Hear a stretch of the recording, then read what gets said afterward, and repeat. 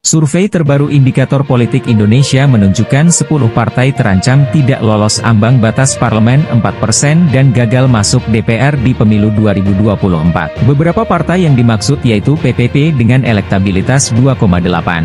Kemudian di bawahnya ada PSI dengan 1,4%. Capaian ini lebih rendah dari survei pada bulan lalu. PSI saat itu memperoleh 2,4%. Partai-partai lainnya adalah Perindo, 0,9%, Partai Umat, 0,4%, Partai Hanura, 0,4%, PBB, 0,1%, Partai Gelora, 0,3%, Partai Buruh, 0,1%, Partai Garuda, 0%, dan PKN, 0%. Sementara itu, PDIP menjadi partai yang paling banyak dipilih dengan elektabilitas 20%. Namun, capaian itu masih bisa disalip oleh Partai Gerindra. Sebab, capaian elektabilitas PDIP dan Gerindra tidak terpaut jauh. Elektabilitas Gerindra yakni 18%. Menurut Direktur Eksekutif Indikator Politik Indonesia Burhanuddin Muhtadi, elektabilitas Gerindra lebih tinggi dari PDIP dalam beberapa hasil survei lembaga lain.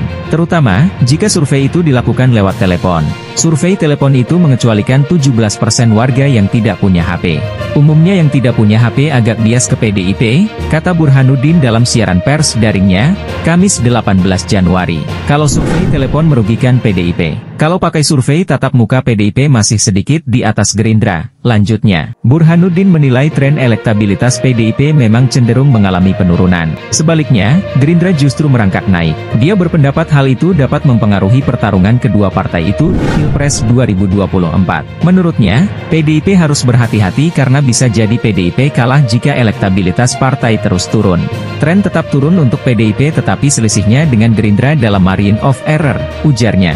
Jadi ini sekaligus alarm untuk PDIP Perjuangan karena keinginan untuk mencapai hat-trick kemenangan di 2024 itu terancam oleh kehadiran Gerindra yang performanya meningkat, imbuhnya. Survei Indikator Politik Indonesia dilakukan sejak 30 Desember 2023 hingga 6 Januari 2024. Total responden 4.560 dengan sampel basis 1.200, sementara sisanya adalah tambahan.